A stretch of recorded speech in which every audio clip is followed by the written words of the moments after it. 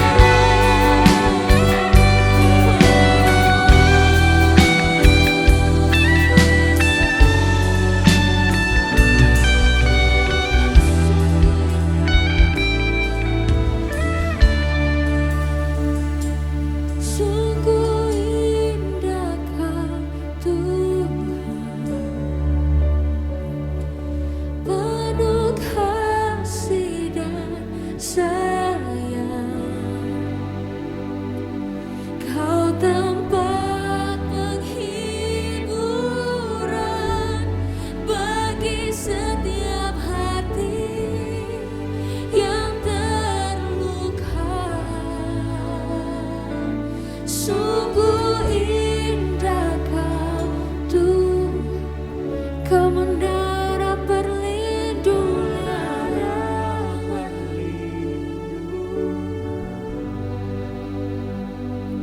Kau sumber kekuatan bagi semua orang yang membutuhkan.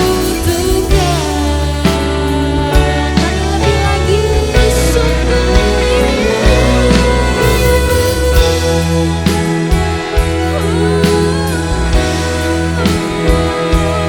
penuh kasih dan sayang.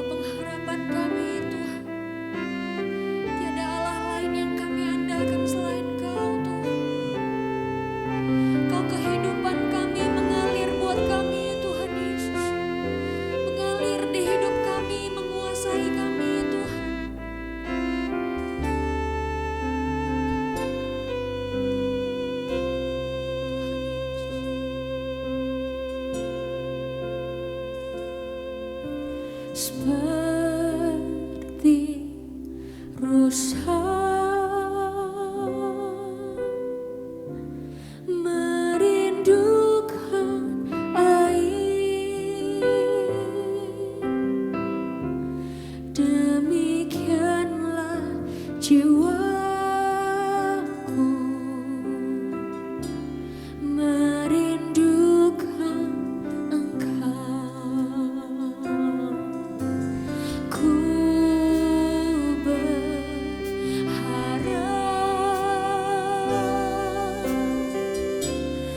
hanya kepadamu.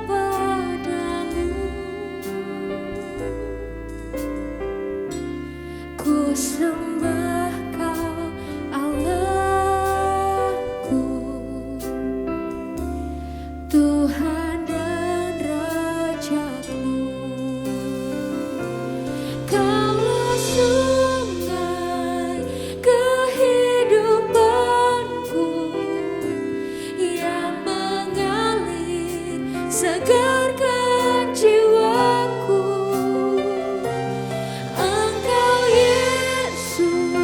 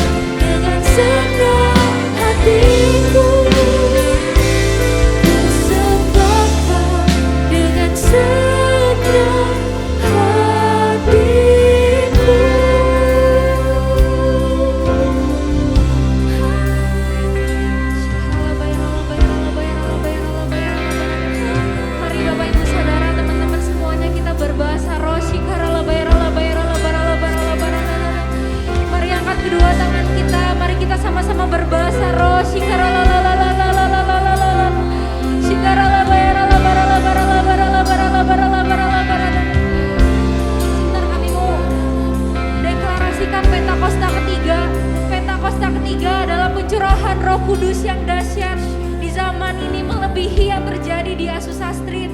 Pentakosta ketiga akan mengakibatkan penuaian jiwa yang terbesar dan yang terakhir sebelum Tuhan Yesus datang kembali.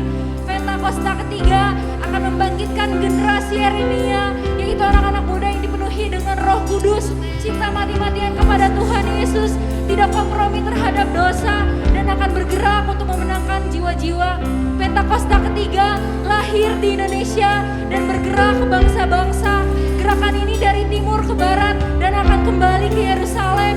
Pentakosta ketiga memberikan kuasa untuk menyelesaikan amanat agung, dan setelah itu Tuhan Yesus datang kembali. Mari terus berbahasa roh teman-teman.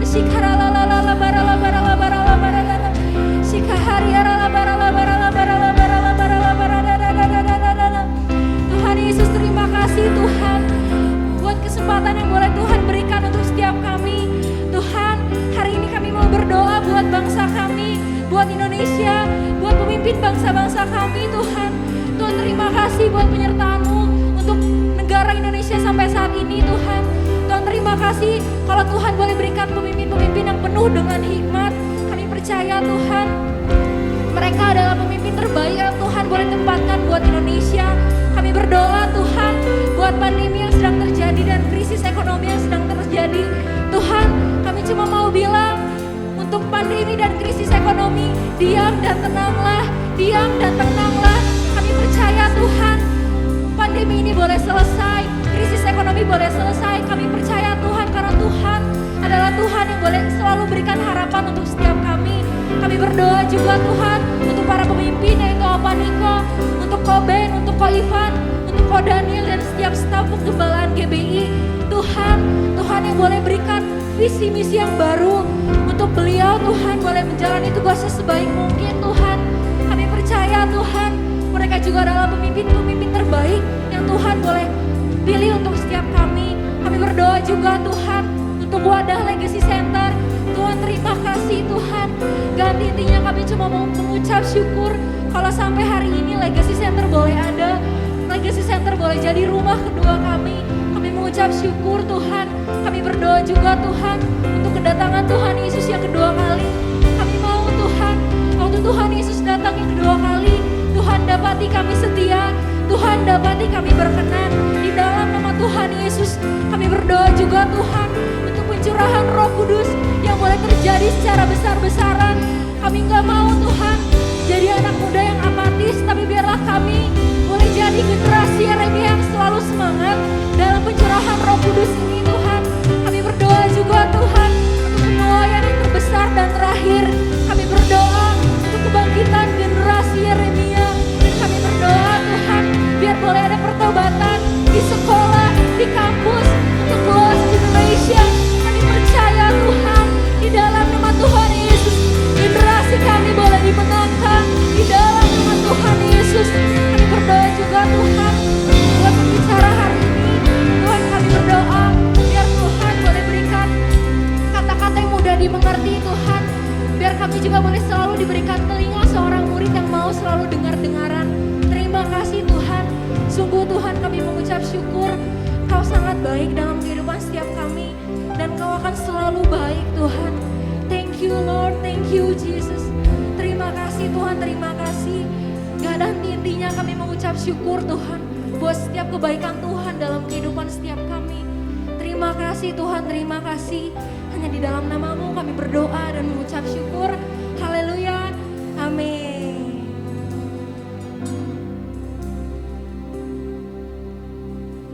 You are the God that healed me. You are the Lord, my healer. You sent your words and healed my disease. You are the Lord, my healer. You are the God that healed me. You are the Lord, my healer. You sent your words and healed my disease. You're the Lord, my healer. Oh, you are the God that healed me. You are the Lord, my healer. You said your words and healed my disease. You are the Lord, my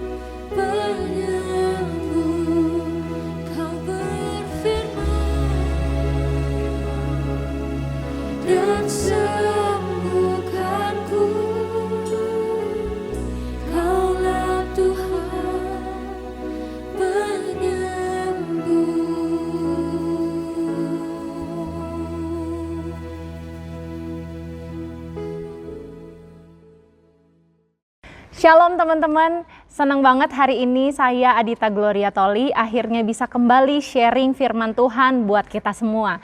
Sebelumnya yuk saya ajak kita sekali lagi untuk sama-sama berdoa, siapin hati kita untuk firman Tuhan. Mari kita berdoa. Tuhan, thank you banget buat kebaikan Tuhan, kasih Tuhan yang gak pernah habis-habisnya di dalam hidup kami. Dan hari ini Tuhan, kami sama-sama mau buka hati, buka telinga kami untuk kembali dengar Tuhan ngomong buat setiap kami. Tuhan, biar firman Tuhan hari ini boleh kembali menegur, mengajar, mengingatkan kami lagi untuk kami bisa hidup lebih baik lagi Tuhan di hadapan-Mu dan berkenan di hadapan-Mu. Urapi hamba-Mu, urapi setiap kami juga Tuhan, supaya kami siap untuk dengar firman Tuhan. Terima kasih di dalam nama Tuhan Yesus, sama-sama kita katakan amin. Puji Tuhan teman-teman, gak kerasa banget kita udah tiba di bulan Mei. Dan di bulan Mei ini khusus kita akan sama-sama masuk di dalam Invisible Trap Series. Nah hari ini saya akan memulai Invisible Trap Series ini dengan satu trap atau jebakan yang sering banget kita sebagai anak-anak muda itu nggak sadar kita melakukannya, tapi kita sedang menjerumuskan diri kita bahkan hidup orang lain ke dalam sebuah jebakan, teman-teman ya. Bahkan nggak sadar juga kita bisa menghancurkan hidup orang lain dan hidup kita sendiri. Nah, langsung aja hari ini kita mau sama-sama belajar dari kitab Yakobus. Yakobus 3 ayat 5 sampai 6 saya bacakan. Demikian juga lidah, walaupun suatu anggota kecil dari tubuh, namun dapat memegahkan perkara-perkara yang besar. Lihatlah betapapun kecilnya api, ia dapat membakar hutan yang besar. Lidah pun adalah api. Ia merupakan suatu dunia kejahatan dan mengambil tempat di antara anggota-anggota tubuh kita sebagai sesuatu yang dapat menodai seluruh tubuh dan menyalakan roda kehidupan kita, sedang ia sendiri dinyalakan oleh api neraka. Nah teman-teman, menarik banget kalau di versi The Message-nya, ini dibilang kayak gini, a word out of your mouth may seem of no account, but it can accomplish nearly anything or destroy it. It only takes a spark, remember, to set off a forest fire. A careless or wrongly placed word out of your mouth can do that. Nah teman-teman, intinya dibilang kayak gini, satu patah kata aja yang keluar dari mulut kita, mungkin buat hidup kita itu tampak gak berguna teman-teman. Oh gak sengaja ngomongnya gitu ya, keceplosan gitu ya, gak ada artinya, tapi itu tuh bisa menghancurkan teman-teman. Firman Tuhan bilang kayak gitu. Ingat, hanya dibutuhkan satu percikan kecil aja untuk menyalakan api hutan. Dan firman Tuhan bilang kata-kata yang ceroboh atau salah ditempatkan dari mulut kita bisa melakukan itu. Artinya kata-kata ceroboh atau salah ditempatkan dari mulut kita ini seperti percikan tadi teman-teman, bisa membakar satu hutan. Nah hari ini kita mau belajar salah satu trap atau jebakan yang bisa menghancurkan hidup kita tanpa kita sadar, bahkan hidup orang lain. Yaitu lidah kita teman-teman. Tadi firman Tuhan bilang lidah kita itu seperti api teman-teman. Percikannya kecil aja tapi bisa membakar satu hutan yang besar. So be careful with our words teman-teman. Your words could burn someone's life. Nah saya mau kasih judul sharing saya hari ini, kompor beleduk teman-teman. Ini salah satu kata yang saya lagi seneng banget pakai hari-hari ini karena ya banyak banget di luar sana yang nggak sadar ternyata hidup kita tuh jadi kompor beleduk buat orang lain, bahkan hidup kita sendiri teman-teman ya.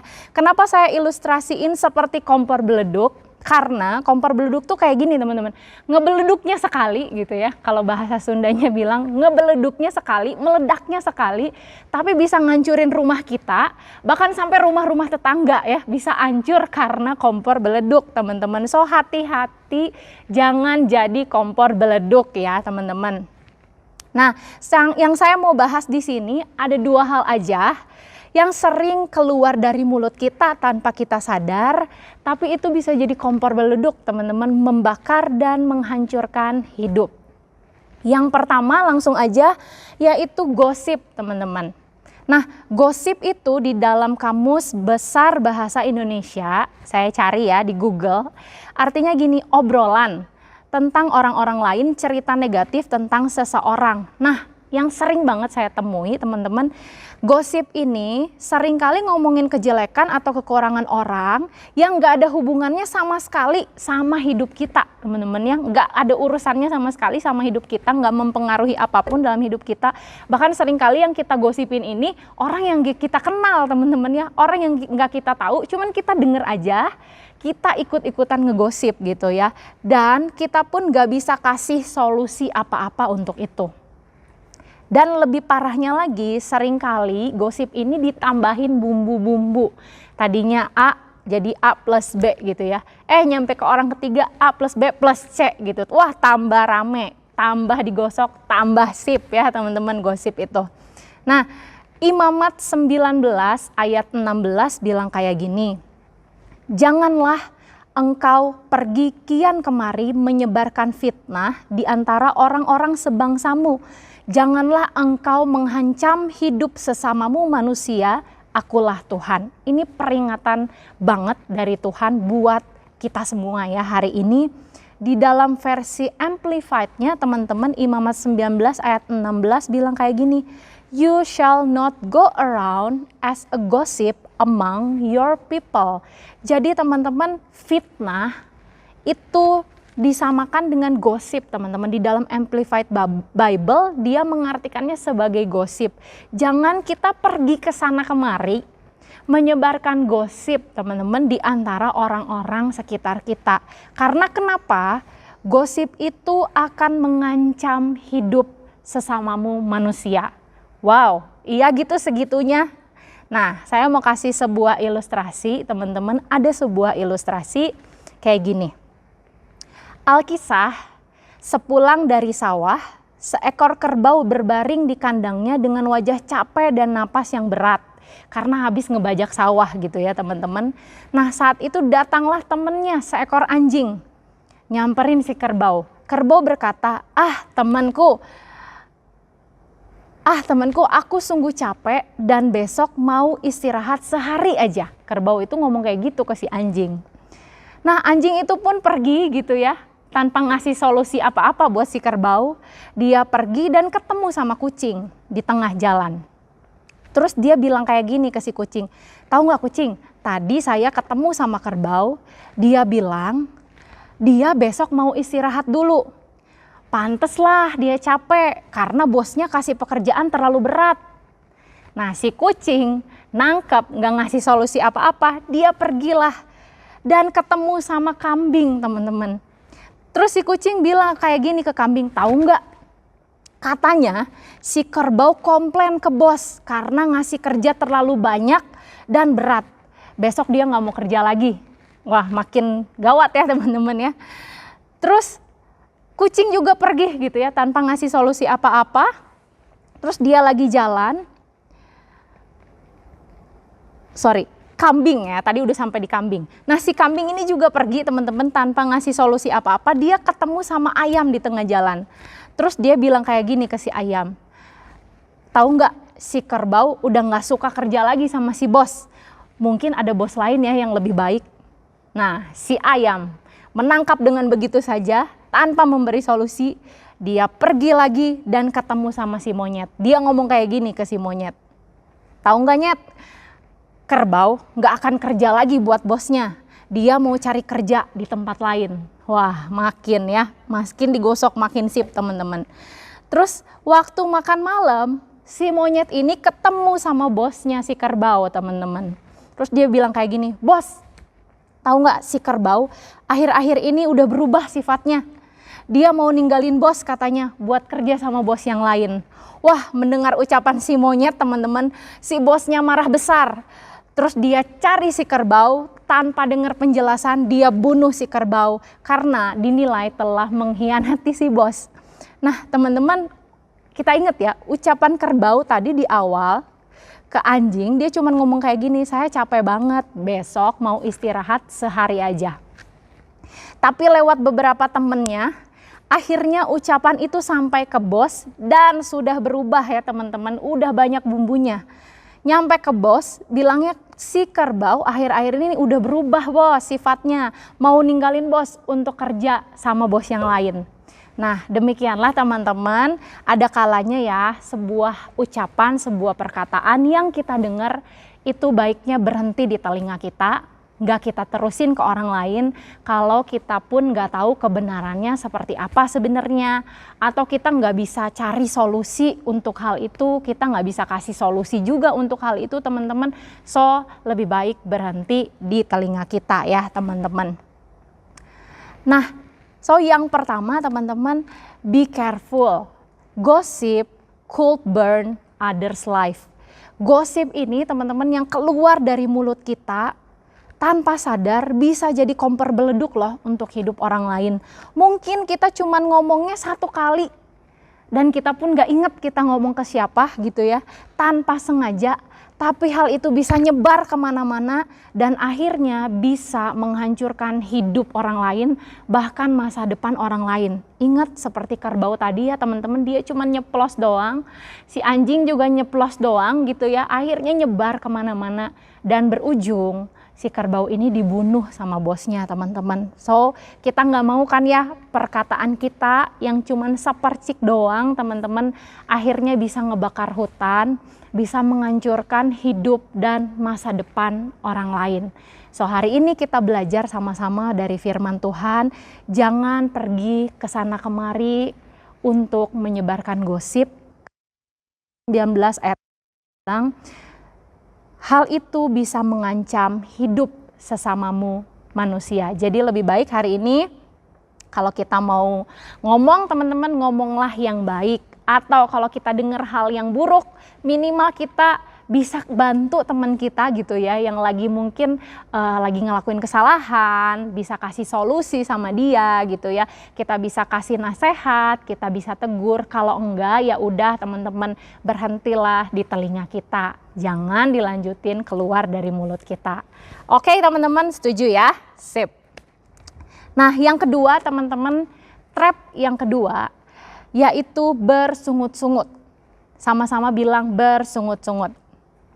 Nah, di 1 Korintus 10 ayat 10 sampai 12 bilang kayak gini, dan janganlah bersungut-sungut seperti yang dilakukan oleh beberapa orang dari mereka, sehingga mereka dibinasakan oleh malaikat maut.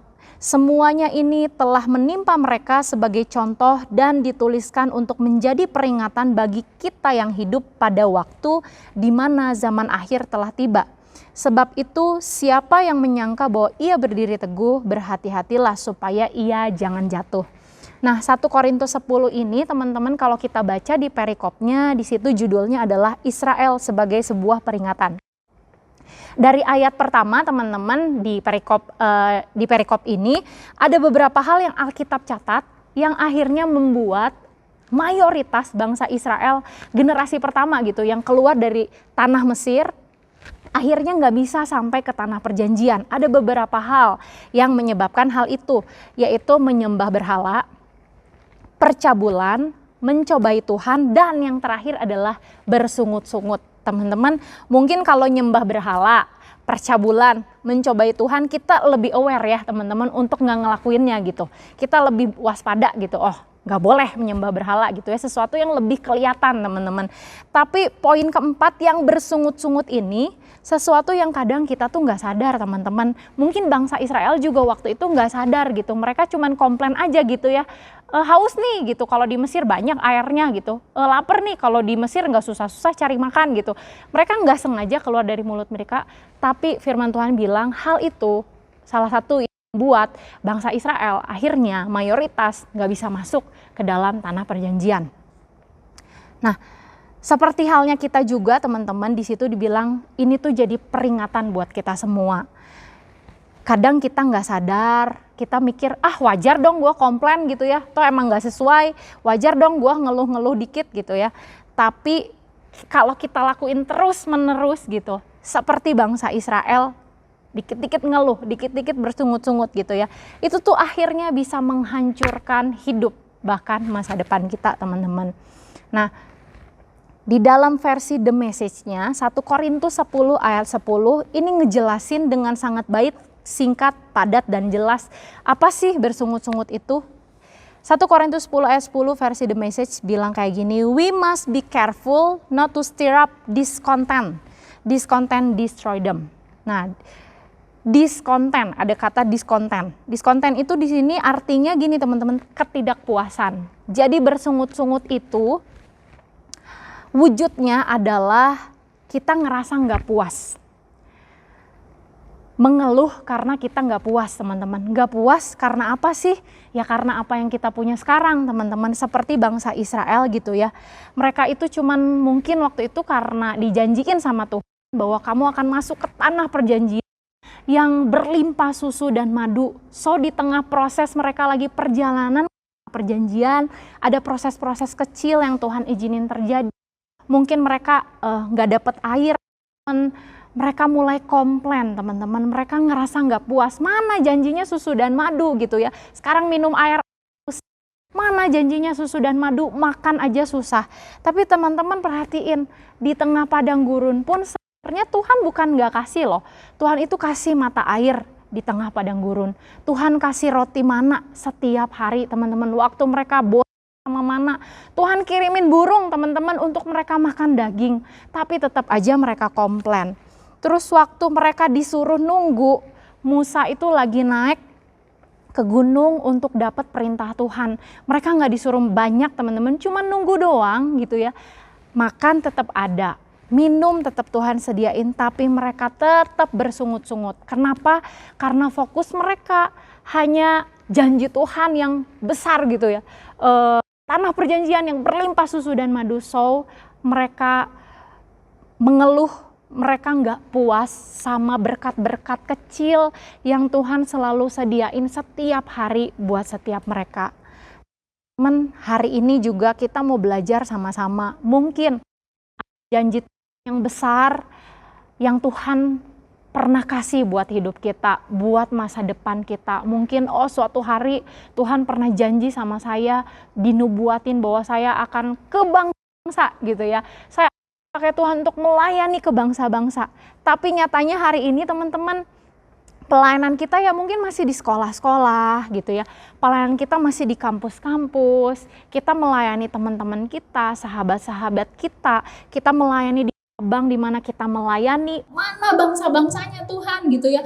Udah bertahun-tahun masih aja tetap pelayanannya di sekolah lagi gitu ya. Di cabang kecil lagi. Di kota yang kecil ini lagi, kota yang kecil ini lagi gitu ya. Minimal Indonesia kek gitu ya. Nah teman-teman, hati-hati dengan ketidakpuasan yang kita alami dan kita komplain sama Tuhan. Mana janjinya kan gede banget Tuhan, tapi yang ada sekarang hanya kecil segini. Teman-teman, yuk jangan merasa tidak puas, komplain dengan apa yang Tuhan kasih dalam hidup kita hari-hari ini. Meskipun mungkin kita melayani ya di sekolah gitu ya teman-teman, tapi namanya pelayanan itu kepercayaan dari Tuhan loh. Banyak juga orang mau pelayanan tapi nggak bisa gitu ya. Waktu kita dikasih kepercayaan untuk melayani, percayalah, dari berkat-berkat kecil itu, kepercayaan-kepercayaan kecil itu, waktu kita setia, janji Tuhan yang besar itu pasti suatu hari nanti teman-teman kita akan capai gitu ya di dalam kehidupan kita. So hari ini kita mau sama-sama belajar teman-teman, jangan sampai kita jadi seperti bangsa Israel. Di tengah proses menuju janji Tuhan yang besar, tanah perjanjian susu dan madu, tapi akhirnya kita gagal meraih itu semua. Kenapa? Karena kita sering ngeluh dan gak puas sama berkat-berkat kecil yang sebenarnya Tuhan tuh sediain loh buat kita setiap hari gitu ya teman-teman. Dan firman Tuhan mencatat juga akhirnya hanya satu orang dari generasi pertama bangsa Israel yang keluar dari Mesir yang bisa meraih tanah perjanjian yang berlimpah susu dan madu gitu ya. Hanya Yosua teman-teman. Sisanya harus finish di padang gurun gitu, sampai mereka tua meninggal harus di padang gurun. Kita kan gak mau ya teman-teman, ada janji Tuhan yang besar yang kita lagi nantikan, tapi sampai kita meninggal gitu ya, sampai waktu kita di bumi ini habis, kita gak capai ke sana. Kenapa? Karena kebanyakan ngeluh, kebanyakan komplain, dan kebanyakan gak puas sama berkat-berkat kecil, kepercayaan-kepercayaan kecil yang Tuhan kasih di dalam hidup kita. So, aku mau bilang, be careful teman-teman, your words could burn your own life. Ya teman-teman, jangan jadi kompor beleduk buat diri kita sendiri. Jangan sampai hancurin hidup kita dan masa depan kita sendiri karena keluhan-keluhan kita gitu ya. Keluhan-keluhan kecil mungkin, tapi itu bisa menghancurkan hidup kita. So yuk banyak bersyukur dengan semua apa yang Tuhan udah kasih di tengah pandemik ini, sekalipun teman-teman mungkin rasanya banyak kurangnya gitu ya, kok nggak seperti yang Tuhan janjiin, toh masih gini-gini aja Tuhan, kayaknya nggak ada jalan keluar. Tapi lihatlah teman-teman, bukankah setiap hari kita bisa terus melalui hari demi hari dengan baik, kita nggak kekurangan sesuatu apapun teman-teman, kita tetap bisa makan ya kan, kita tetap bisa dicukupin sama Tuhan, kita sekolah, mau sekolah online masih bisa teman-teman, kita mau ibadah masih bisa, masih punya kuota. Yuk bersyukur dengan hal-hal kecil seperti itu. So hari ini simple teman-teman. Saya mau recap lagi ya teman-teman. Yang pertama, jangan sampai kita terjebak dengan kata-kata kita yaitu gosip. Karena gosip bisa jadi kompor beleduk untuk hidup orang lain. Satu kata dari mulut kita yang kita nggak sengaja ucapin itu bisa ngancurin masa depan orang lain, teman-teman. Yang kedua adalah bersungut-sungut. Jangan jadi kompor beluduk buat diri kita sendiri, teman-teman. Sungut-sungut yang kita ucapin mungkin nggak kita sadarin, tapi itu bisa menghancurkan hidup, bahkan janji Tuhan buat kehidupan kita. Nah, saya mau tutup dengan ayat ini, teman-teman.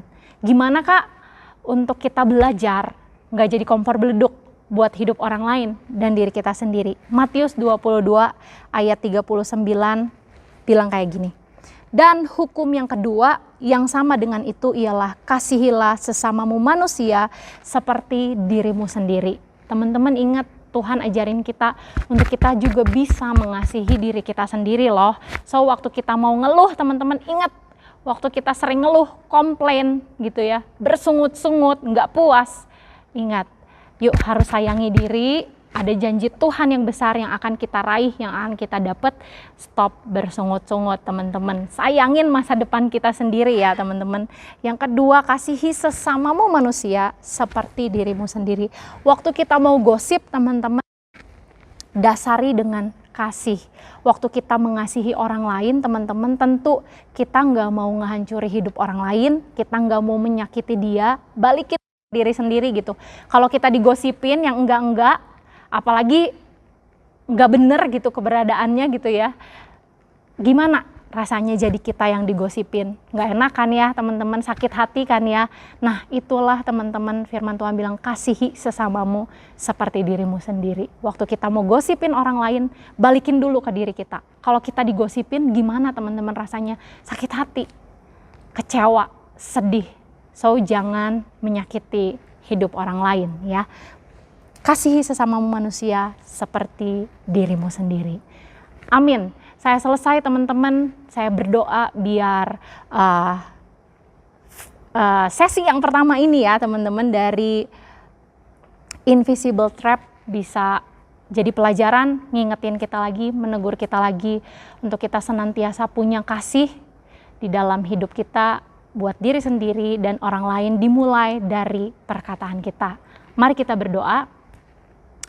Tuhan, ini setiap kami, saat ini firman-Mu sudah datang buat kami, menegur kami lagi, mengajar kami lagi. Aku berdoa saat ini Tuhan buat teman-temanku dimanapun mereka berada saat ini yang sedang menyaksikan ibadah online ini.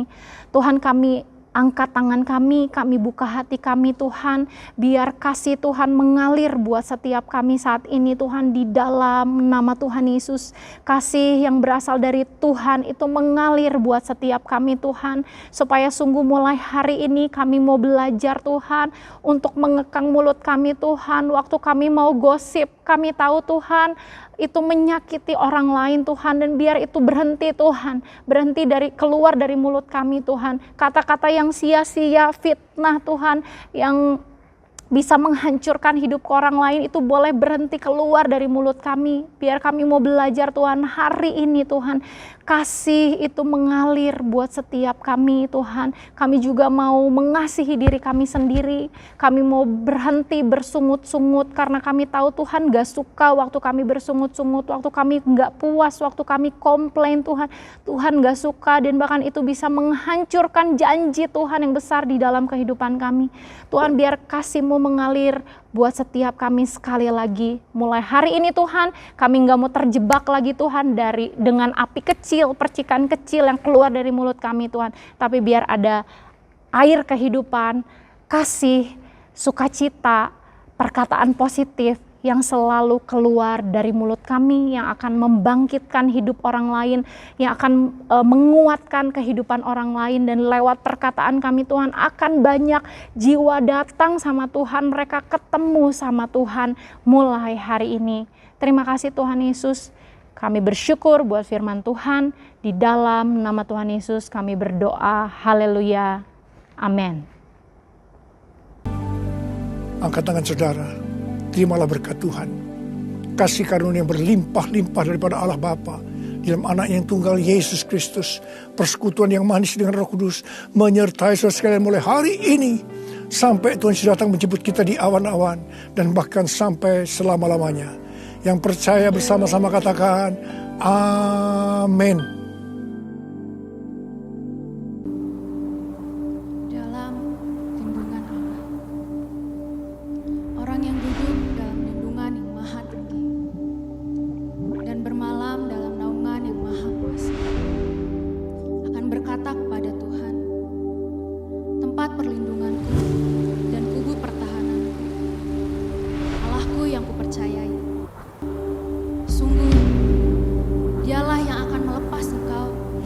jerat perangkap burung, dari penyakit sampar yang busuk. Dengan kepaknya ia akan menundungi engkau. Di bawah sayapnya engkau akan berlindung. Kesetiaannya adalah perisai dan pagar tembok. Engkau tak usah takut terhadap kedahsyatan malam, terhadap panah yang terbang di waktu siang, terhadap penyakit sampar yang berjalan di dalam gelap, terhadap penyakit menular yang mengamuk di waktu petang. Walau 1000 orang rebah di sisimu dan 10.000 di sebelah kananmu, tetapi itu tidak akan menimpamu. Kau hanya menontonnya dengan matamu sendiri dan melihat pembalasan terhadap orang-orang fasik. Sebab Tuhan ialah tempat perlindunganmu, yang maha tinggi telah kau buat tempat perteduhanmu. Malapetaka tidak akan menimpa kamu, dan tulah